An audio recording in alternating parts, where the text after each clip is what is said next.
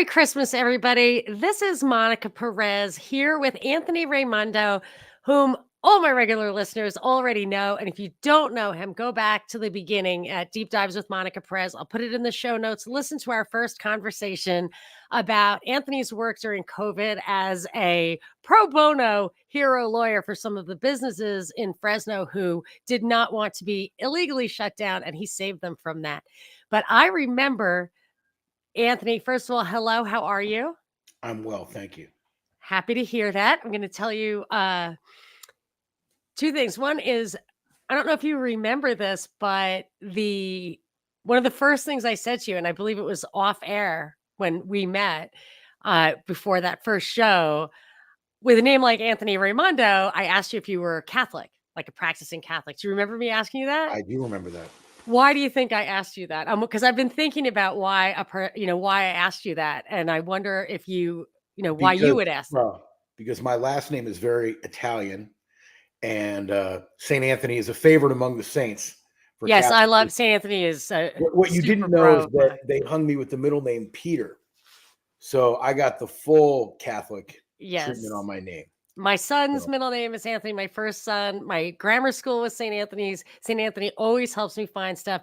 But that's why I thought you might be Catholic, but why do you think I cared? Well, why do you think it was a question I wanted to ask you? my guess would be that I think number one, being Catholic yourself, I think that Catholics tend to feel a connection to each other. But also I think because it implies a certain set of values that go beyond the politics and the conspiracies and the good and evil of this world. There's something bigger that I think anchors people, which is one of the reasons why I like it and it attracts me. Yeah, that's exactly right. Is that the reason I asked you? That wasn't something I planned or that I ask people normally, but I didn't know you at all. I'd heard you on, I think, Mark Claire's show, Mhm. and you had this journey of like you came from the left and then you tried libertarian and this and that. And I didn't really, and I knew about your work in COVID, and I wanted to just get a sense of where we would connect on our values. Not that I wanted, if you were something else, I wouldn't, I would not come into that with judgment.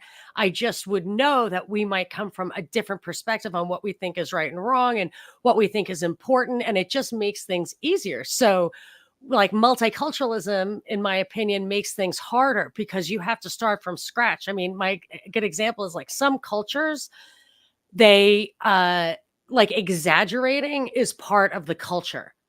So here, something that would sound like a lie would not be a lie in some cultures, and you could be As an mad at Italian American, I can't imagine that to be so. I don't even know. Like, I was just thinking of some Latins I know from South America, and they're just like, whatever. I was just saying, Yeah, and I'm like, oh, I thought you legitimately like ran that city. I didn't know. I think what we share in Italian and Latin culture, I think one of the things that we share is we're kind of boisterous, enthusiastic, passionate people. So, you got to give the story some fire. And if that Yes. stretches the story a little bit, hey, who gets hurt if it's a good story? I know I have some of that too, but I'm probably more on that end of the spectrum. But when I went to law school and I would say stuff that was mostly true, but only really worth hearing if it had a little flourish added on the end, like people, they were a little humorless. I feel like it was a little bit of a humorless crowd, but it's just these kind of things. It helps to understand where somebody else's value system are, because it's just a little more efficient. You don't have to worry about being misunderstood as Right. easily. You know what your starting points are. Mhm. But before we got on today, you said to me, or we asked each other how you were, and I was like, well, I'm slightly unwell because I have a cold, not super sick, but I have a cold. So I'm probably coughing and whatever, but I feel okay. But I did not do myself any favors because last night I was invited to a quintessential LA show and I felt like I had to go, even though I had never been to the venue before. And well, that's especially why, but I had never heard of this band before ever. And perchance I thought that you had. So I'm going to put up a picture of, I think I posted this on Insta earlier if I did it correctly. So the show I saw last night was X at Mhm. Roxy. So it was like a psychedelic punk band, whatever. It really made me feel like Julie when Randy took her to his club in Valley Girl. And I realized I had one of the best times of my entire life was at this place last night. It was fantastic. It was one of those bands where it didn't matter if I'd never even listened to the genre before. It was a fantastic show. And so I told you about it thinking, Anthony's had quite a, interesting journey. Maybe he was in SoCal for a while. Maybe he's heard of X. And do what you did to me. Show me what you showed me. He got up from his chair. He walked over to the wall. He took a picture off the wall, and this is for This is audio a listeners. an autographed poster from a 40th anniversary show. It wasn't an exciting thing. I paid for a VIP ticket package, and this was part of like the gift package. But yeah, I know X, and I'll actually tell you one better that I didn't tell you before. So it's an I X grew up. poster on his wall. Like, what are the odds? I What are grew the up odds? in Southern California in the 70s and 80s. I was born in 1971, so that can kind of place you where I was in that era. And Right. So you're a little young actually for X. Not the kids that were like older than us that we looked up to were Right. like going to the shows, but Right, that right, music right. was all around. In fact, Yeah. at that time, like, I mean, for your Southern California listeners from that era, like, I have vivid memories of listening to Rodney on the Rock on K Rock, where you at night, where he would play stuff like X and Television and all this amazing music that was going on at the time outside of the mainstream. You couldn't hear that stuff anywhere else. Yeah. So in the world that I lived in, I thought X were like the Rolling Stones because, like, as you say, I was younger, but all the older kids, like teenagers that I thought were cool, were all into X. Heard the music all the time. The stickers were up everywhere. Obviously, people had homemade T-shirts all the time. Like, they just seemed larger than life, huge band. I thought they were huge rock stars. So I graduated from high school, and of course, this is the pre-internet world, so things were not expanded the way they are now. I go to college in Colorado Springs, Colorado. No one there had ever even heard of them. Definitely not. And I was just, it was one of the things that blew me away when I left my little nest. So yes, so I go way back with that. That's just, don't you think that's kind of an amazing coincidence that I just happened to mention that to you and thinking that you might like it? It's hanging on your. Maybe there are no coincidences, Monica. There are no coincidences. It's not like your walls are covered with band posters. I don't see anything on your walls. I have no. I see a Gallagher machine or whatever. I have, I have an autographed boxing poster. I have some car stuff. I have diplomas and law licenses and funny. So, well, what we actually met in person. We kind of were close enough to meet halfway, and it was super, super fun to hang out with you. And I just absolutely love being in real space with people. I mean, it's the difference maker. The feds wouldn't get nearly as much of a foothold in people's minds if the upside of podcasting and videoing stuff is that we have so much more reach, but the downside is you can't vibe somebody's soul on a screen. Yeah. So it was fun to vibe your soul, Anthony. Thank you. And we talked about, but another synchronicity between us is that I was away from the church for many years. A couple of decades probably.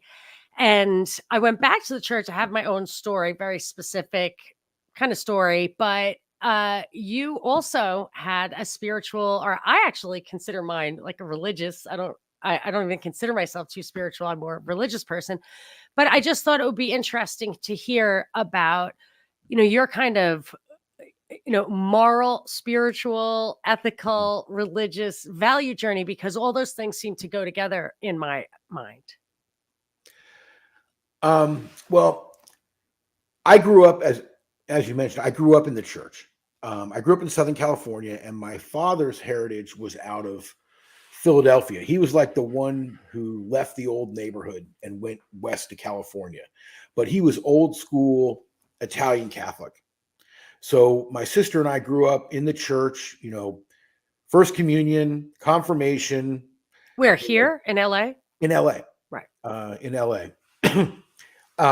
In fact, I was actually thinking about this the other day. The area that I grew up in LA was very affluent, and there was a very large Jewish population and a very large Asian population, as well as, what we would sort of all call like various European immigrant strains of white people, right?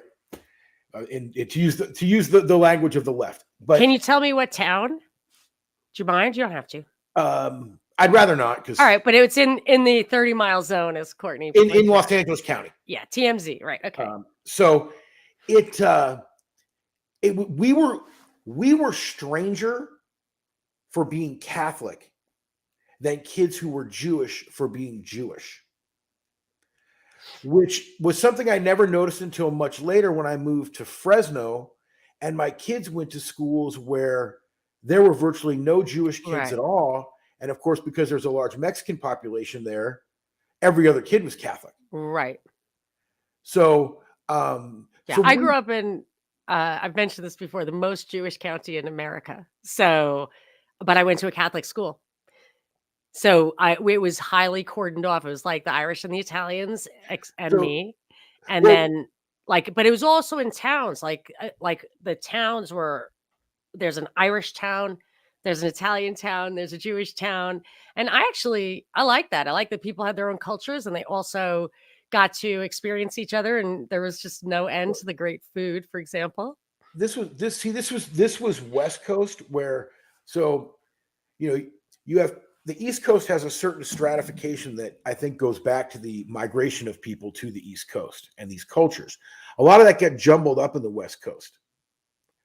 So we just like grew up side by side with these kids. Some of my best friends were Jewish kids. I'm not probably, I know 100%. I went to more bar mitzvahs as a guest than I went to confirmations as a guest.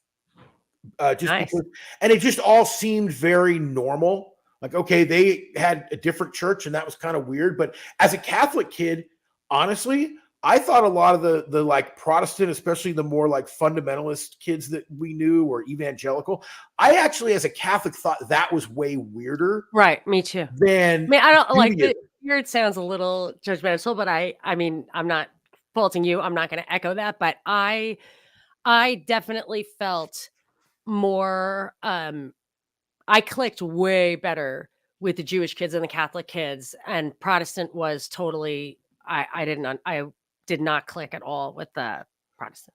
Well, I think having had the opportunity, like I said, to attend a few bar mitzvahs, I think the ritual aspect of the ceremony and kind of the solemnity of it, It's formal. it was very formal, very structured. There was a lot of like recitation at certain times of certain, like, it was very familiar to me. As you know, the Catholic Mass has a certain rhythm to it. Yeah. And then like we had family friends who were in, various types of like, and I hate to be awful about this, but this is what happens when you're raised Catholic. Like they drill into you that one true church thing, right? Oh, yeah. So I don't even know the difference between these various types of Protestantism. They're just like other Yeah. kinds of Christians. And, we went to some of these churches and it was all loosey goosey and they're doing stuff all over the place. And I'm like, this is not how this is supposed to No, work. I agree. I don't get the point. But I'm religious. I'm not And you spiritual. talked I'm about religious. culture. So anyway, let me kind of catch myself up, because Sure. some of the things you said rang home so much. So anyway, grew up in the church, and then as a teenager, as teenagers do in my late teens, I kind of rebelled against it. And I told my dad, I don't want to go anymore. I don't believe any of this. Why are you making me do this? And I eventually broke him down, and he relented, and I didn't have to go to mass anymore. Whoa. Uh, How old were you? I don't know, probably 17, 18, right? It was right at Yeah. the end of high school. I came home once. My dad said to me on a Sunday, "Mom said you didn't go to church today. You go to church next Sunday or you move out by next Sunday." And I moved out. Uh, well, I So think one of the there was no reasons, relenting. And I actually wasn't even committed to not going to church. I just didn't, I just didn't, it was a challenge and I took it. well, I think he knew that I was about to go to college anyway, and he's not gonna be able to Right. make me go there. Right. So, I think he just and frankly, I was a pain in the ass, and he was just tired of listening to it. So he's like, whatever, I think in his mind, he's not here, so I can't ask him. But I'm sure his feeling was, you know what, you want to go to hell? Fine, I tried. I'm about at that point myself for Which my is the kids great, to. You're right. Do what you so want. anyway, I completely turned away from. As I've talked before about on, like, as you mentioned on Mark's show, I was a very normal, college student at a private liberal arts college, right? They introduced me to a lot of left wing ideology. There were cute But your girls who were dad into wasn't that. left wing, was he? No, in fact, my mother used to always tease my father because my mother is a very middle of the road Democrat, and she used to tease him all the time because he voted for Nixon. And of Even course, my dad didn't vote for Nixon. at the time, I was like, "Yeah, mom, ha ha." Now I'm like, "Man, Dad, maybe you were onto something." My dad would always vote for like the third party, whatever. um, He would again, never vote for my anybody. dad came from that old Mhm. school Italian Catholic, right? So especially in those days, his moral values aligned much more closely with Republicans than Democrats. Right. Yeah, I mean, I remember my parents talked, like news and current events and politics at the house, but I don't remember it was also, I don't remember my father being like, sort of like bloodthirsty one way or the other. He worked in the defense industry during the Cold War. Um, Anthony, yeah, he that's worked in, that's a deep state revelation. oh my goodness, I need to go through it someday. So my father traveled to places like Russia and China at the peak of the Cold War when Americans Whoa. were not allowed in there because Wow. they were like exceptions were made because they were private defense contractors. Um, and he worked on a lot of the early versions of GPS that the military was using, and he traveled all over the world. He took hundreds and hundreds and hundreds of photographs. He would be gone for weeks at a time to like the Soviet Union. We're talking Wow. 1978, And maybe. he has pictures? Do you have the pictures? We have all the pic. My Oh, mom has probably racked their old slides. Remember slides? You know, yeah. their Mhm. old color slides. He would take pictures the whole when he would come home after being gone for 3 weeks or so. He would do these slideshows and show us slideshows of the Soviet Union at the height of communism. He had. I remember he came back from China, and it was when everybody still wore the Mao suits, and like, I mean, I need to have my mom give me that stuff and kind of go through it We'll all. have to do a show like that on that. We'll do a Um, little slideshow, Anthony's vacation pictures. yeah. So anyway, Okay, keep I'm going. getting off track. So anyway, Totally. normal left wing college student at a very liberal private liberal arts school in Colorado. Um, from there, I went to law school. When I got out of law school, I would say politically, I was still pretty left wing, but a little bit disillusioned. Um, and I voted third party a lot. I've my whole life as a registered voter, I've never registered with any party except for about 3 months during COVID when I was trying to court the libertarians to what I was doing. I registered with the Libertarian Party to Oh, give nice. myself credibility with what they were doing. And when I found out they weren't doing anything, I jumped back to my natural home of decline to state. I had Um, to register just for the record, Republican, so I could vote for Ron Paul in the primaries in Georgia. So But I'm a Republican. in those days, I would say I was fully kind of brainwashed to the left. I probably talked a pretty good game of, so-called left-wing ideology, more to impress girls than anything else. Because remember, I lived in Nice. California. So, and at any rate, eventually I graduated from law school. I met my wife, family started, and I really became not very political. And I never really returned to religion. We talked about, like, when our kids were born, that, maybe we wanted to raise them in some type of religious tradition because that was something that was meaningful for both of us as kids.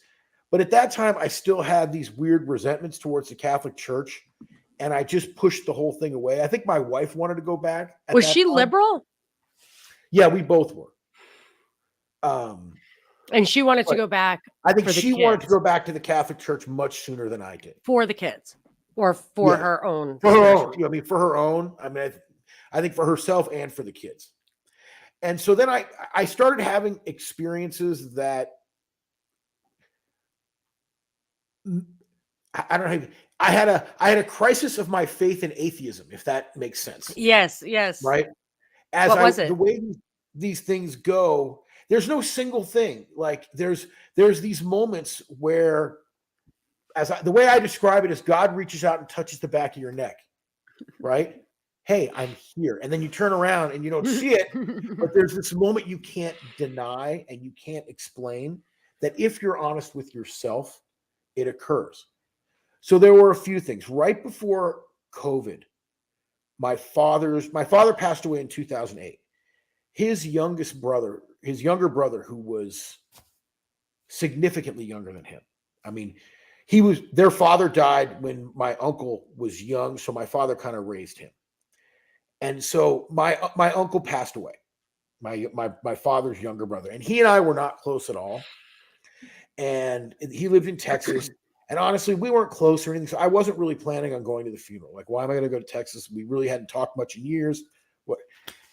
But something got to me. Okay, something that I can't explain. That my father would want me to go. And years ago, when I was in college, maybe law school, I think it was college.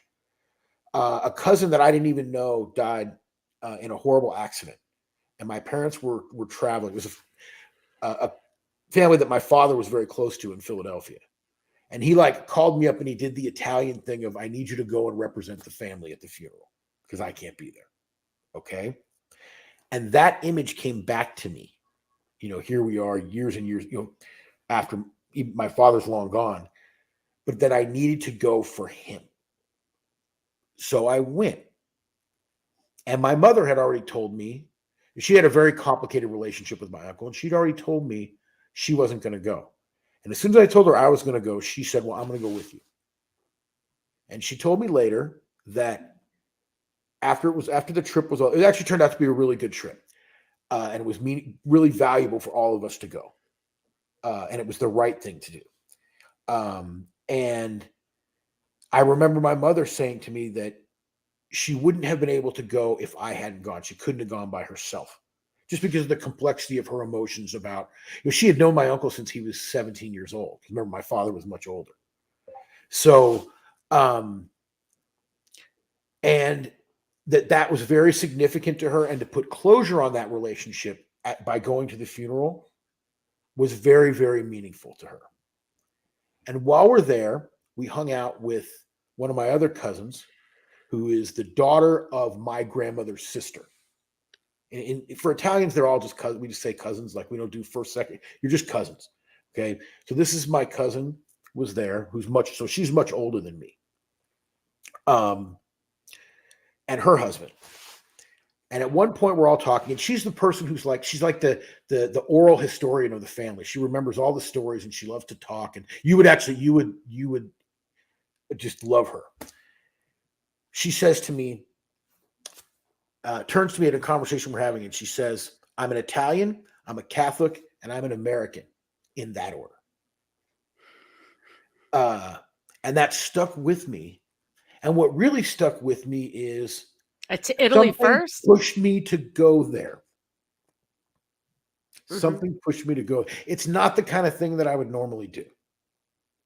But something, right? Something pushed me to go.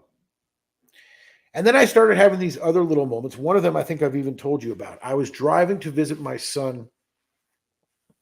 So this started getting these wheels turning, and I travel a lot. I drive around a lot. I never fly, as you know, and I drive around with my dogs, and I take tons of road trips. I have a 2023 vehicle that I picked up in November of last year that has 45,000 miles on it. Wow. And it's not the only car. And it's not the only car that I drive. Wow. I have multiple cars. So I drive a lot, which is good for my sanity because I think through a lot of things when I'm on the road. So I start thinking about existence and God and these things. And more, I'm just reaching this conclusion that I've been deluding myself for years with this idea that I can't see it, so it's not real. There's no God. That was a trick that I bought into, and I was a fool for buying into it. And that actually undeniable evidence was all around me that I was experiencing on a regular basis, but simply closing myself off to. And once I reached that conclusion, sort of these events started accelerating, where there's this feeling, like I said, that I can't describe, where you're this feeling of what I call being in the presence of God, like that feeling of how small you are, how big the universe, how magical it is that we have this life in this place. That there's this, it's funny, I was talking to my son about this last night. There's an animating spirit to life that is not contained in the flesh, right? We feel it all around us if you open yourself to it. And like, do you think a human being is simply a machine made out of organic matter? If you do, I hope not, because that's a terrible way to view the world, right? We're animated by a force and a spirit that is not in the physical. And it seems incontrovertible once you start thinking about it, that it really can't be any other way. So I had a moment when I was on the road going to visit my one son in Texas. I stopped in a small town called Lamar, Colorado, which probably no one here's ever heard of, which is in like southeastern Colorado on the way to Texas from Oregon. And I stayed at this hotel on the edge of town, and I always travel with my dog. And so I take him out after dark for a walk, and it's a really clear night. And it happens there's this park behind the hotel, this little park that has these two small ponds, I guess people can fish in, and there's little trails that go around. So he's a really good dog. I can take him off a leash and let him enjoy himself, and he doesn't run off. So I let him go off the leash and take a nice walk on it. It was a very clear night with a full moon, so it was very bright out, even though it was nighttime. And I stopped at this little spot where I had a little overlook over this pond, and there was a railing, and I'm looking out of the water, and there's ducks, and the moon is there. And it wasn't any, like, this is not some national park or some spectacular place. It's a little park in a small town in the middle of nowhere. But then I had this moment like of just like, mystery of life kind of thing. I can't put words to it. But you keep having these feelings, and eventually you can't deny them.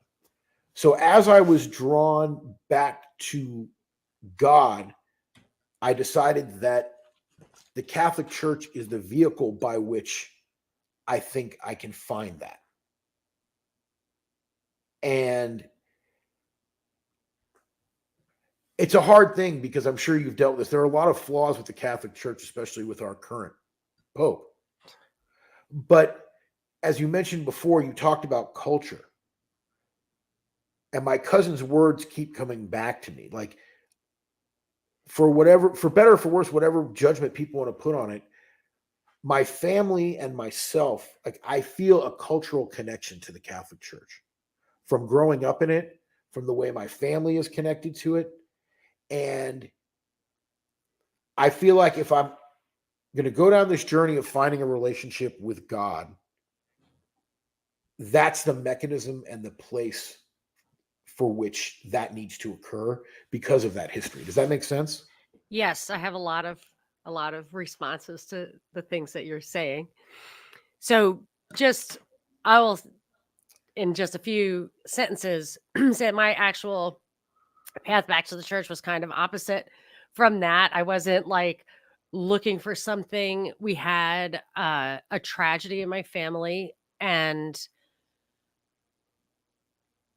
I, I knew my mom was super sad, and I knew the only thing she cared about was that her kids returned to the church. And I also, like, I had 3 kids in diapers. My my wheels were shooting off all over the place. I was not in a good spot myself. And I just made a decision, like, as a gift to her and as kind of an experiment, I would return to the church. And I said, I'll just do this for 5 years. And if at the end of that time my life is the same or worse, then I don't feel like I have to keep on with that. But my life was way, way better, to the point where my kids actually, when they were of school age, I put them in Catholic school. I just thought I was going to do it for like a year. Just, it was like I didn't have a lot of options. They loved it and wanted to stay. And my husband, of his own accord, converted, just given the example. And it was just much better for our lives. I'm a huge believer in in just very clear, objective morals and the the test of time. Like, even if you take pharmaceuticals, like, if it's been around for 50 years, it's probably been vetted. I don't even like new houses. Like, I want stuff that's vetted. And Catholicism is like the obvious choice, but of course, I was raised Catholic. So to me, it's the only possibility. Like, it was absolutely drilled into my head that you can't, like, you're really basically going to go to hell. If I were to convert to another religion, I would have no no explanation to St. Peter. Like, I would not, he'd be like, "Well, I didn't Well, know, I grew yeah, up in like, well, as I said religion." earlier, I was joking, but I wasn't joking that my father's reaction was probably like, "Oh, you want to go to hell? Go ahead." Yeah, Because that's what it would definitely. have been to him. Like, "Oh, you want to stop going to church? You want to Oh, walk away from the church? Then you're going to hell." Like, oh, there's no other answer than that. my father basically said that when he found out I bleached my teeth. He was like, "Oh, oh, you're vain. You must not believe in God." And he was also, when I was like, I wasn't sure about the Pope's infallibility. And there's actually I think the Congress of Cardinals is also considered, they can speak ex cathedra. And he's like, "I knew when you said that you were lost." And I wonder, but the Pope rarely speaks ex cathedra, so that's not really that big a deal. But I'm sure he would absolutely despise Papa Frank. But so I do understand that one of the points that you made. So for me, it's a very obvious choice. I don't know enough about other religions to know how, if there's any flaws in their morality. I went on a hike with an Israeli guy once. Like, he was a an older guy. It was a group hike that you just paid for, and he was there, super well educated guy, and he did his, what he called his Friday thing. I did a little ritual with his daughter, and he was grilling me about why I was Catholic. And I was like, well, it just, the morals make sense. He's like, all major religions basically have the same morals. And that's probably not totally true I don't anyway, think because that's true at all. no, and he just didn't, he felt like the assertion that, was, I agreed with it. It was born of ignorance, but I don't really know a lot about other religions. And this absolutely works for me. I love it all. I love the ritual. I feel like even going to church on Sunday, where people think it's a beating, spirituality, religion, it's a practice. Even the yoga will tell you that. Like, it's a practice. That's what yoga is for, so that you can meditate, because spirituality is not an intellectual endeavor. It's a practice, and you have to get in the practice of doing things, including corporal works of mercy. I mean, I just feel like it keeps us in line. It keeps us controlling ourselves. It keeps us taking care of other people, charity. I mean, it's just, I like the system. And I'm weirdly not threatened at all by all the scandals, all the flack. I can't stand Pope Francis, because I was raised by such traditional religious people, that they, first of all, always warned us that the church was targeted and infiltrated, if not for centuries, at least for decades. That absolutely there were, Masons everywhere, which, they weren't being conspiranoid. There are, like, I believe a Mason cannot be a priest, for example, or even maybe a Catholic. So they definitely had that. They saw the infiltration. And what they always taught me was the church is the people. And, institutions and authorities and stuff, they can be fallible, except for in that rare instance when the church speaks on matters of faith and morals from the throne of Peter. But the worst thing you could possibly do, when people say they abandon the church because of the issues, I'm like, that's, the church needs you. You can't No, abandon the yeah, church. we need people who are upset by it.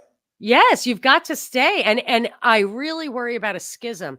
But anyway, so yes, those are some of my, and I believe that it's the threat, the attack on the church from inside out, is because it is probably the biggest threat. It's a Western style organization, which means it has the institutions to battle the globalist powers that emerge from the West. And I think they've probably, I don't know how the church will ever recover from Pope Well, and Francis. it has deep power in the third world.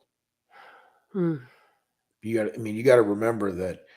I think actually one of the things that frightens those who would want to create a more global, centralized world. One of the reasons why the Catholic Church as an institution is a threat to that is because the church has been so successful in the third world, all across Latin America, even Africa, even there's Catholicism remains strong in the Middle East. I mean, Asia. yeah, Asia, Catholicism. Well, I mentioned I grew up there were a lot of Asians, especially Koreans, where I grew up. Most of them were Catholics. Really? We went to church with those people. Koreans? I thought Vietnamese, Filipinos, No, but I did we not went to, we went realize to we went to Korean. church with a number of Korean families as a kid. Interesting. So I do want to say a couple things about what you said, because you caught my ear on a few things, and I think you're right. It's so funny that we exist in this world of so-called, like, conspiracy theory, whatever. I mean, it's an easy catch. It's an easy piece of language to capture this sort of critical view of what is presented to us in our manufactured reality that we live in. The church is a threat to that. So we're so easy to think in this world of how different institutions have been infiltrated and corrupted that are a threat to, quote unquote, this elite or the regime or whatever you want to call it. Well, of course, Catholicism would be another institution, and perhaps a primary institution, because you have an institution that is based on the idea that there are certain moral values that we have followed for literally thousands of years, Yes. unchanged, inflexible to the political and social turmoil that may exist around us. Well, And they that's a focus threat. on the individual, the dignity and spiritual well-being of the Well, individual. if you believe that there are elites that are trying to reshape the world into an entirely different moral and social and cultural framework, And a an collective. institution that preaches bedrock moral values that remain unchanged for thousands of years, independent of the swings of social movements, is something you have to destroy. Right. And as you say, You would have to. Yeah. It will not work. You cannot have the pure collective. yeah, and as you say, the church really is the people, and like any institution, it can be harmed, most in the worst ways from within. But one of the reasons I wanted to do this episode with you is because it's interesting to hear how much. I think one of the things that's really positive about, we like, everyone likes to talk about what's negative about the world is right now. I think one of the things that's amazingly positive is I see all around me people that I knew who a year ago were like either completely agnostic, didn't care about religion, or outright atheists. I see all these people that I know having religious awakenings of various types. And I think that's a really, really positive thing that's happening in the world. But I think a lot of times when it gets presented in any sort of media environment, whether it's a mainstream media environment or this sort of more alternative media environment, it's presented from the perspective of a large degree of like clarity and purpose of path that needs to be followed and certainty. And for me, I'm going through this thing that I feel like I'm not entirely in control of, like this journey of faith within the church and trying to find this relationship with God. You said it's not an intellectual exercise. And I think that's such a brilliant insight, because it's not like, in fact, an intellectual exercise is the antithesis of and Yeah. the enemy of. You have to let go of that part of Yes. yourself. That's what I do. I have to actually like pray for that. I'm like, I made that commitment of 5 years. I said, I will let my intellect just lay idle on this one and just stop wasting my time questioning where there's no proof, there's no, or whatever that whether there is or not, I'm not finding it. I'm not making any progress on And that. it's a challenge, and it's a journey, and it's hard. And one of the things that, again, that I love about Catholicism is it does demand of you, right? It's not, you can't just walk into the Catholic Church and be like, okay, I'm good, right? It demands a lot of you. And like, for example, I still don't take communion because there are things that I feel that I am not right with in the church that I need to talk to the priest about. You have to. You gotta I resolve that. The I sacraments are well, the big thing. I I know cried when it's very lockdown took Took It's wine very away. it's very important to me, but there's some things that I think I need to address and atone for, and I haven't had the guts to walk into that confessional and deal with those things. That's my failure. And the reason I'm talking about this stuff is because you don't I want other people who are feeling these things that you don't have to feel like like what your path directly is. Like the hardest part to me of this journey of faith I've realized is finding that place where we have humility before God, and we give up ourselves in a way where we find that true humility. That's I'm not I'm an arrogant person. I'm cocky, I'm brash, whatever, right? Like I've been successful in life, and I it's hard for me to do that. It's not easy for me to find that place of humility, and I think that's part of the challenge. And as I've been on this journey and I've started going back to church, and it hasn't been a straight line. It's, there's been a couple times where I felt like, okay, I'm on my way. Like I'm in the routine. Like this is great. This is going good. And something happens that kind of knocks me sideways. That all falls back on me, right? It's, I am in this, it's a challenge. Like it's not easy to truly find and be on, find that path of faith and get yourself, when you've been away for a long time, as I have, I think it's you have to work on yourself to get right with your relationship with God. So I want people to know that if they feel like challenged by that, it doesn't mean they have to give up. In fact, they shouldn't. It means they need to confront the things that are challenging them and try to let go of that intellectual part of it and feel it rather than think it, if that makes sense. Yes, it does make sense, and I have to say when at the beginning of that journey of return that I, went on, I remember sitting outside the church, and I knew I had to go to confession, and I don't think I'd been to confession in, like, 18 years. And no, I had been, but it was I had to really it was big, and my mother said, "Well, you'll go to confession." She says, "You go to confession, and all the grace will come pouring in, and you'll never leave the church again. You just won't do it. You won't be able to do it." And she was right. And that was, I think that was like maybe 16 years ago, 17 years ago at least. And and she was right about that. And since then, there was one other time I had something like you like I'm not sure, I feel like I left something out and then I went to it wasn't that long ago. They have like rapid fire confession like right before Easter and right before Christmas. Right. So the priest said, "Look, we don't have a lot of time. There's hundreds of people here. Just get in and get out. Just say what you have to say. Just say and get in and get out." And I was like, this is my chance. So I went in and I said my thing. And the guy, and I was like, sorry, sorry, I just lay that on you. I gotta go though. And it totally worked. But I have to say, receiving the sacraments, like going to communion, gives me such absolutely overwhelming joy, brings tears to my eyes but I'm gluten free. Cannot eat regular Eucharist. So I would just drink the wine. And at COVID, they shut it down. You couldn't have wine anymore. And boy, did I cry. And I just love it. I'm so grateful every time. So you simply must take care of this immediately. Well, I was on my way. So one of the bumps in my road is we started when we moved here to the town we're in now, we started attending the local Catholic church. There's a small Catholic church here, beautiful little church with old wood paneling inside. It's really, Oh, really nice. neat, really small, lovely. And the priest there was this young priest who was relatively new, from what I understood, Filipino guy. And I really liked this guy. Like he was really good about taking the readings in mass and like using them to challenge you, and like stuff that he would say really like hit home. Hmm. So I went to confession. I kind of explained my story to him, and I'm like, I really want to get myself back right with the church and with God.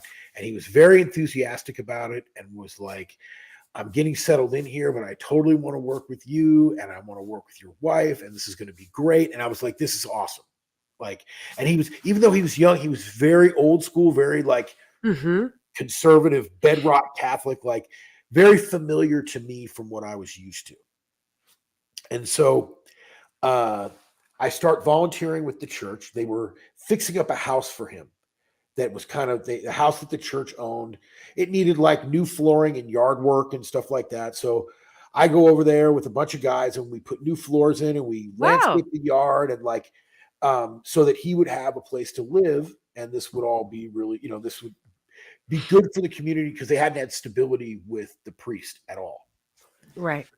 So right after we finished this project, right at the end of the project, we go to church and he announces at the start of Mass that this is going to be his last Mass and he's leaving. Why?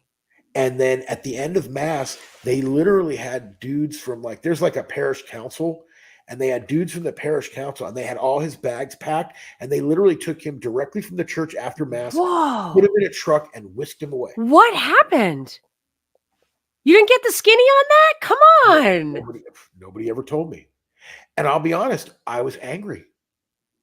Because I'm like, wait a minute. So what, did you guys know that we were not going to use this? Like, I volunteered for the house because of so that him. we would have a stable place to have a priest in our parish. That Not is so the church fishy. could fix the house up, kick him out. You got to figure it out. And then rent the place. Like, I don't know what they ever did with the house. I've driven by the house. It looks like somebody's living there. I bet they rented it. Oh, that would be awful. But you've got to find out the skinny about this priest. I'm new here. I don't know anybody. So we started going to Mass because we were upset about that. So we started going to Mass at the closest larger town, which is about a 40-minute drive from here, in a very nice church. And I liked the priest there, but he's a very uncreative priest in some ways. Like, he's just not, he's a very nice man. He's very committed, but he just does the Mass, and he's not bringing that little extra. And it also, he's not going to help you crack the code. And it didn't feel like, I kind of want to go in my home. Yeah, of course. So we've started going again now locally, where they've brought this older priest. And we actually sat down and had coffee with him after Mass a couple weeks ago. And I really like him and I like the people there. And so we started to go locally again. And now I need to muster up the guts to go and see him at confession. You can also find a priest, like a specific priest. Like, I know 2 priests I would definitely, who could really raise the game. It doesn't have to be, if it's not a big thing like that, it doesn't have to be your local priest. Well, I want to try it locally. Okay. It's I have 2 bigger picture things I want to talk to you about. Okay. Well, one, I just want to say, I'm going to have to talk about it, but although I have had 1 or 2 mystical experiences, and intellectually, I really cannot think of any possibility other than, some force or entity outside this system that is so much greater than this system that I cannot even conceive of its nature. So I feel like not God or atheism or any of that is just not, I just logically I can't dismiss the possibility of a God, but on the other hand, I don't have this like, oh yes, definitely God has a face and he knows my name. And when I die, we're going to, whatever, I'm going to walk through gates and all that. I think it's possible. I hope so, but I don't have that like overwhelming faith. I am absolutely positively committed to Pascal's wager 100%. Like, if you live like there's no God and there is, you're out of luck. But if you live like there is a God, and this is a yoga thing too, it's that Swami Satchidananda said, like, the question of the existence of God is unanswerable and irrelevant, because the answer to the way to live is the same if you're pursuing happiness in this life or the next life, and that is to free yourself from desire. So it is, as my mother says, a better way to live. I'm totally committed to that. I don't think anything's going to move me away from that. But I do worry that what you said, like a lot of people are turning back to the church or a church or going Orthodox or whatever. And I do worry within the Catholic Church that that we are being set up for a schism, and that it would totally leave the Pope Francis type, that the whatever in the Vatican, and then there would be this like schismatic, allegedly, you know, trad cat people who really just totally divided up the power of the church, and that would be the end of it in my opinion. Okay, so can I get speculatively conspiratorial Yeah, about sure. our local priest that you were so curious about? Yeah, yeah, yeah, just speculate. I So love he and I that. got It's fun. excuse me, he and I got talking a lot while I was working on that house. Like it was really cool. Like we were tearing out floors together, like we're on our hands and knees tearing out floors and stuff. Nice, yeah. And so while we're doing that, I'm kind of telling him about where I'm coming from, and he's talking about the church, and like it was amazing. Like this guy was really, really like there, but like he was also excited about my interest, and he was like, "Yes, you have to get more deeply involved with the church. We need people like you. I know you think like you've fallen away, but like people who are coming back because they're feeling the call of faith, like that's what we need. Like the Yeah. church needs you."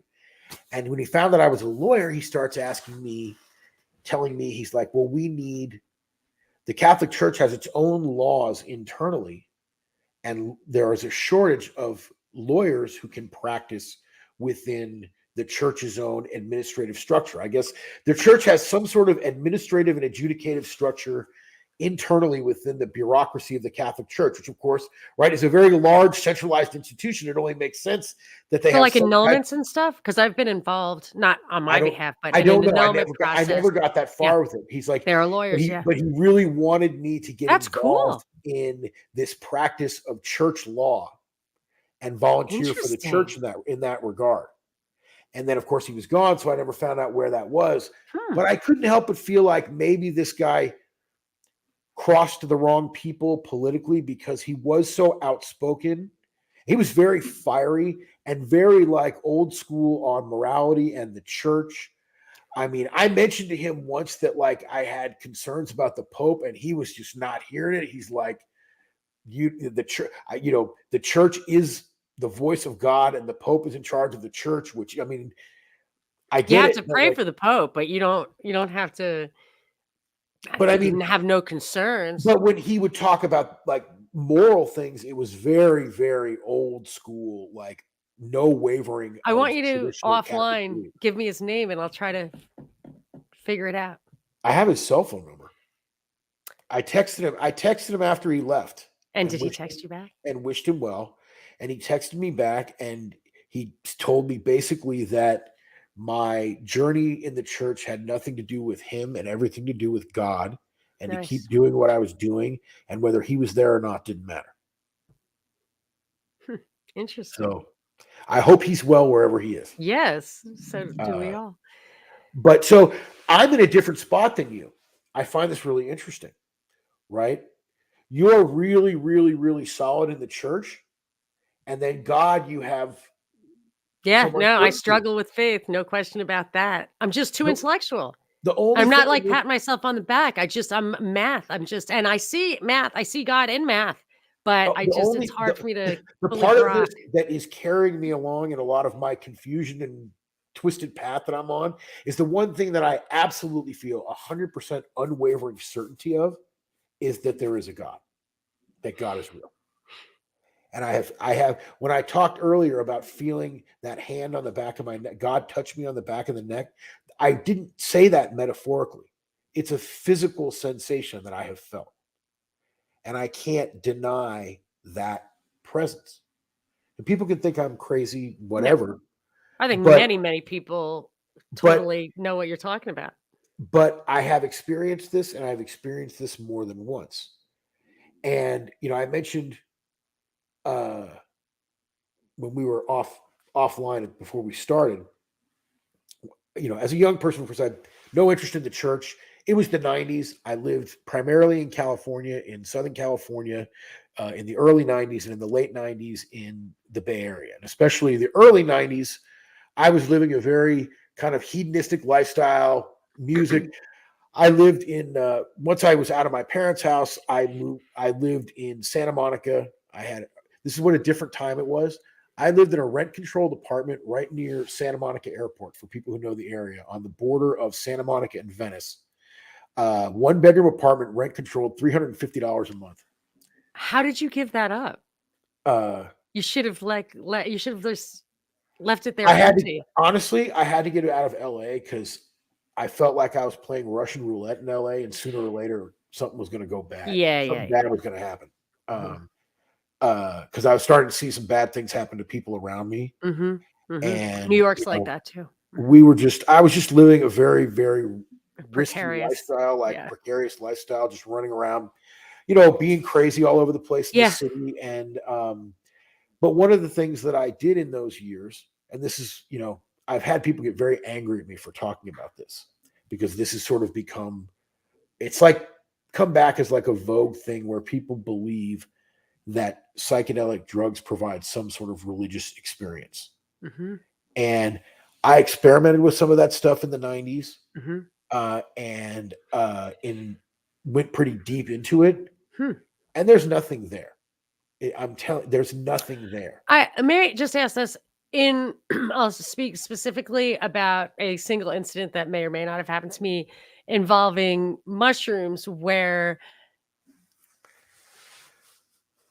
well, what I actually, with the clarity, just seeing things more clearly, seeing what was happening more clearly, like identifying true things.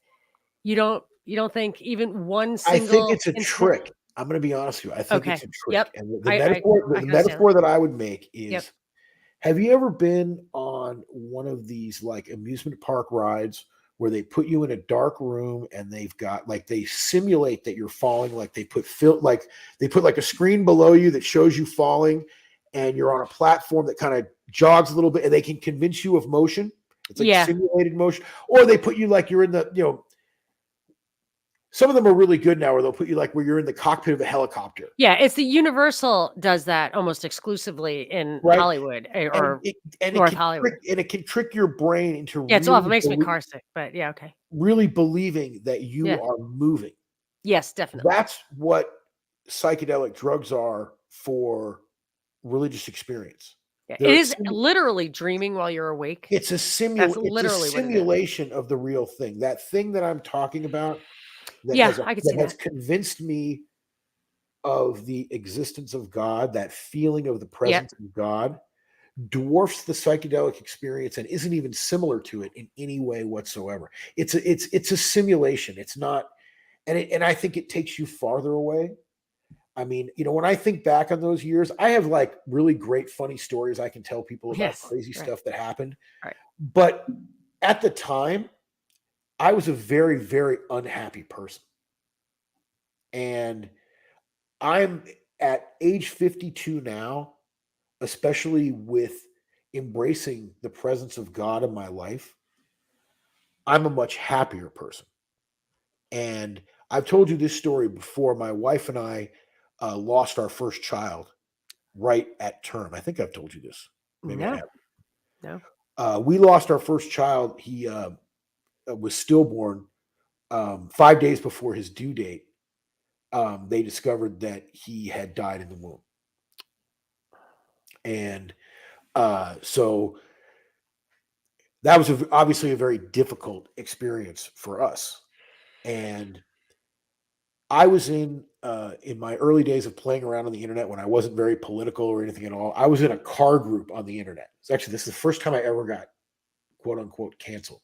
I got kicked out of this car group for various ideological and political reasons right before COVID, because people thought I was too conservative, and it was a whole thing. But anyway, one of the things that got me sideways with this group is one of the guys I had sort of befriended a little bit, and I actually met him in real life, was this Mormon guy who lived in the Bay Area.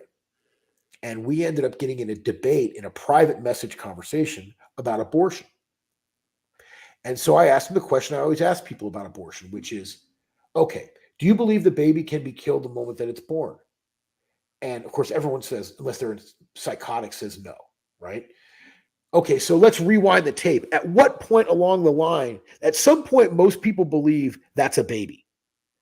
What we're really arguing about with abortion is what is that point?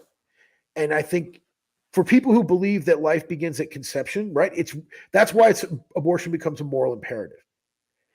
And so this guy and he was like, well, I don't think the baby has a soul until it's born alive. And I lost my mind. You know, yeah. I lost my mind. I'm like, because he didn't know this whole story. And I said, Right. oh, and I basically told him the story. I was like, so what you're telling me So the day before. is Yeah. that dead child that I held in my arms after it was born had no soul? I was just like, I was horrified. And now I don't know anything. I'm not trying to pass judgment on Mormonism because I know very little about it. I don't But know anything. he claimed, I'm just saying what he claimed. He claimed that was a belief of their church. Well, but Who they knows? make you can make that a belief because Who it's knows? Again, I'm not. facile. I'm just saying what this conversation was. Right. If I have to have a set of religious beliefs, Yeah. I would rather have a set of religious beliefs like Catholicism that imbues life with the soul as early as possible, not as late as possible. Well, And that was one of these events that like led me to where I am today, because I realized in this moment of emotion where I'm talking to this guy, I'm like, oh, so my son didn't have a soul. I realized, wait a minute, I believe in the soul. If you believe in right. a soul, how do you believe in a soul and not believe in God? Like if you believe a human being is animated by a soul, how do you not believe in God at that point? This argument about the soul, you can find contemporary writings from over the past hundreds of years where, when dealing with issues of slavery, colonization, indigenous people, they use that argument that these are not equal people. They don't have souls. They haven't been saved, stuff like that, which is obviously totally spurious, if that's the right word. And so my response is, okay, like, if you are insisting that you would not be one of the people who argued for the moral right of slavery or the moral right of colonization or the moral right of indigenous people having a no rights, then what you're saying is, when in doubt, anyone in the human family, anyone who is in not another family, but a living being that is in the human family, we should default to assuming they have a soul.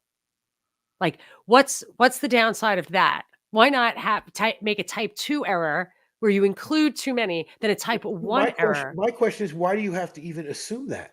Like when you encounter other human beings and you think about yourself, you don't feel the presence of a soul. Like you don't feel an animating force in other people and in yourself that is more than just the mechanism of their physical Yeah, body. and they have moral imperative, and it's a ridiculous argument. I'm not arguing it. I'm just saying. I've asked someone this before and they didn't even understand the question. Like, do you believe your consciousness resides trapped inside your skull? I also feel like the That seems argument. crazy to me. Like that's the Yes, opposite of all of my you experience can't of life. explain consciousness, so Right. So it's not. why would it be confined to your head, to Yeah, a you barely can't made of explain it. bone? Like, I mean, that's insane. But I think it's important to, like, realize that people will argue and argue and argue about whether it has a soul. We just don't know, blah, blah, blah. And I would just say, or if it's a human being or whatever, and I would just say,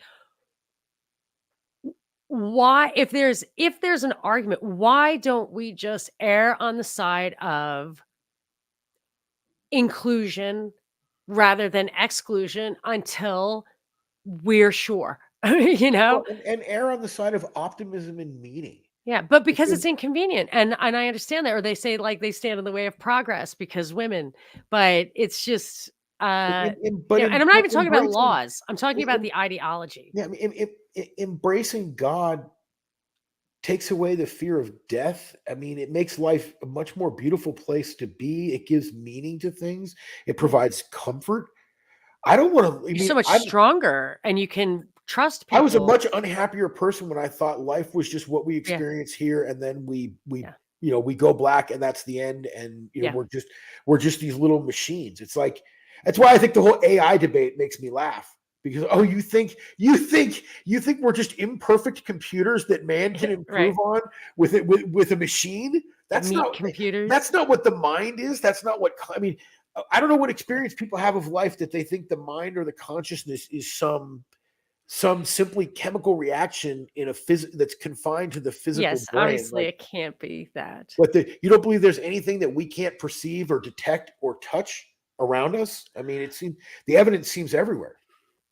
So, but what do you think about, and I don't know if you're familiar with Cardinal Vigano, or it's um or is he Archbishop? I don't know. But he's a cardinal who comes out with these like tracts that are very kind of Trumpian, or I shouldn't say that, not Trumpian, but he acknowledges everything that I might say as a conspiracy theorist is politically true. So immediately came out about Ukraine, that we were wrong there. And I don't know what he's written lately, but he doesn't really actually get it wrong. He gets it right, and people rally around him. And I have really felt like validated by some of the things he's written. And like, it's just too good to be true, in my opinion. And I'm not accusing him of any kind of disingenuousness at all. But I fear that the I fear this idea of a schism. And I just are you do you have any thoughts on that? Have you noticed? Honestly, I'm too kind of buried in like figuring out my own Yeah. journey to the church. Like, I don't know that I'm qualified since I haven't kind of Yeah. sorted out my own thing. I don't think I'm really qualified uh, Yeah. to There's make just a that lot of call. politics afoot. I And know, like, people that I yeah. know who have been in the church for a long time, have said some things to me about that stuff, but I've kind of tried to stay away from it Yeah. until I can kind of sort out, you know, I need to get myself right before I can start Yes, talking about what the totally. church needs to do. Like, I Yes. think that right now I need help from the church more than the church needs help from me, if that makes sense. Yes. Well, yeah, you'll have to definitely put first things first. Well, Uh I was encouraged that our local, I can't remember what the name of the entity is, parish council or something like that. Last year, they put out like a written statement on like transgenderism that really condemned transgender ideology as inconsistent with the moral beliefs of the church. And I mean, we have to pray for them and hope they find deliverance from what they're in, the torment that they're in, but that the church does not endorse this. And I thought that was really, that made me feel good that the church, at least locally, was standing within, against the tide of this sort a of lot social pressure. I actually looked into a lot of the church's beliefs on homosexuality and that whole area, and it's rather consistent with why they don't agree with birth control or in vitro fertilization or any of it, is that really they come down on the side of it has to be natural. Right. Has to be natural, and if it's not natural, it's harmful, or it's potentially harmful, and they absolutely cannot support things that harm the human body. They really can't. And it was highly I found that it was very consistent, the philosophy, because people thought, well, they don't want birth control because they want more Catholics, but they don't allow IVF either. And I have, in my dealings with the special needs community with my son, met so many people who's have handicapped children because of IVF. It's really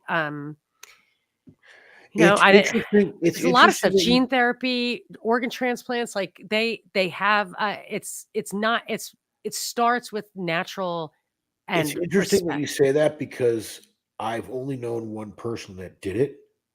I had a young lady that worked for me when I had the law firm in California who had a child by IVF. and it was horrible. The child was premature and had all kinds of Yeah. health problems. I mean, Yeah. I I know they were aggressively, but I mean, this kid was having surgeries as an infant. Yeah.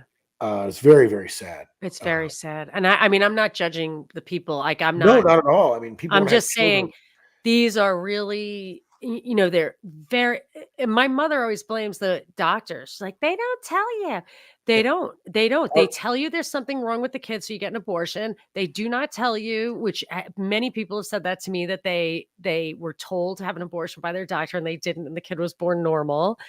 And they are just simply not. I mean, you cannot take chances with a human being like that. I well, mean, but I I think don't walk in other people's shoes, so I don't know, but it's just that's the church's position, I think what it if comes I back understand it to, correctly. and what I like about that, and what draws me to that within the church, and I think again, it comes back to that idea of humility before God. That we have to leave these things in the control of God, not in the control of humanity.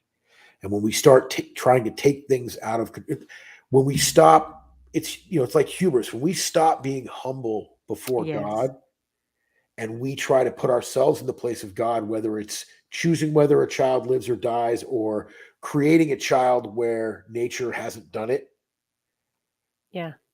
that defies that humility that I think we need to have.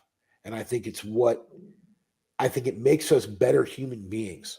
I mean, I think people who know me or who hear this will probably be laughing, but I think because, but I think striving for humility and away from arrogance Yeah. is important. I And I get why think they would think that's funny. I know. And I think, well, again, I'm Yeah. imperfect. Why do you No, think I'm why joking am around. I on this journey, right? Like what Yeah, it's funny. uh, I'm willing to confess to my own Yes. to where I fall short. Like that's what a lot of this is about, and why I wanted to do this is like I think a lot of sort of spiritual feedback people get, or religious feedback that people hear about, again in all spheres of media, is I've done this, be like me, follow my path. Whereas I want people to hear, I Mhm. don't know what I'm doing and I don't know how I'm getting there, but what I Right. do know is this thing, God, that God is real. Like I've felt this, like I'm drawn to struggle through this and find this humility because I know it's real and because I know it's there. And it's hard. Like, but what in life, what have you ever had in life that's worth having that wasn't hard, that didn't challenge you? And this is one of the most challenging things I've ever taken on in my life is, again, finding that humility and embracing this thing that I know is true in a way where, you know, I have to give of myself to it and I have to work at it and I have to struggle at it. And sometimes it's uncomfortable and it makes you look at yourself in ways that are not comfortable because, again, it's providing you with the moral foundation. Our whole world is about, as long as you're feeling okay about it, it's good. You're good. Like that's our world now. Right. And Catholicism says no. There is right and wrong that's bigger than you, that transcends you, that is written by things much larger than you, that you must follow, even if it doesn't feel good to follow it and it's hard. I always think I know there's an objective truth. I believe in God because of plumb and level. Like I see a building and I'm like, there's truth all the way up as high as you can make, the materials to build it, plumb and level you could practically build the Tower of Babel, but I actually think it's a testament to objective truth. And in a like personal way, having kids is a great experience in humility, in that there is like all you can do when the chips are flying, all you can do is try so hard to be the best person you are, to tolerate it, to model behavior, and without guideposts to what that is, I mean, you would be lost. You would be at sea trying to create that from scratch. And these like tried and true, like my mother's 94 and I just like want to be more like her all the time. Even though as a mom, she's not racking up the wins on her board, from every single Well, kid. She lost a couple of kids. She lost a couple of grandkids. I'm not saying it's her fault, but I'm just saying, she probably doesn't feel like everything she's done has like worked out perfectly, but she does all that she can, and she can only work on her own self. And I'm really inspired by that. And I went to confession once, and it's like, I really struggle with faith. And the priest said to me, never stop trying. And I never stop trying. And I try in the church, not outside of the church. Cause a lot of people are like, I'll wait until I have faith and then I'll go. It's like, no, I'm trying from within, and I'll just fake it till I make it. But I mean, everything about it says it's true.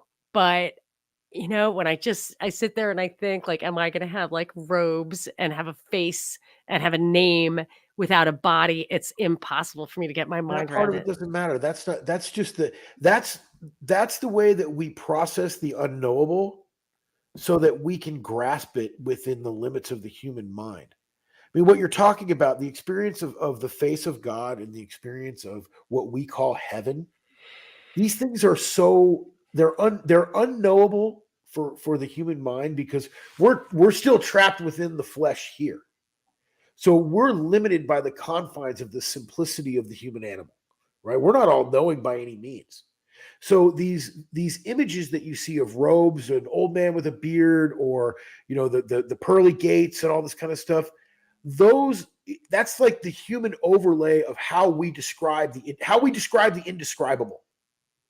We don't have language or imagery Right. Okay. for So the what this reason I all can't buy is. it is that That's why it's you can't buy it because symbolism. that's not it. It's symbolism by its nature. And I know it can't be true. I know it's not fifth dimensional. I Because know that's it because isn't. right, because it's not that, because it's something that we are incapable of describing Right. Okay. within I'm our gonna I'm gonna try that on for a while, Anthony. we don't have language for it in the physical world. But you I'm know gonna what? try to free my mind of the imagery that I've constructed to try to pigeonhole it all. When it's quiet sometime, go out at night when it's dark and just like look up at the stars and look around you at the world and ask yourself, is it really possible? If Oh, God is no, I'm not there. real, No, I'm with if you God is not there. real, how is this all here? No, I'm totally with you there. No, I'm Right? totally with you there. The only problem I have is visualizing a future not on Earth that looks like Oh, Earth and that's I'm a stop. part of. It's not going to, it doesn't, it's Right. not, Earth is just Earth is the only lens through which we can perceive Yes. anything.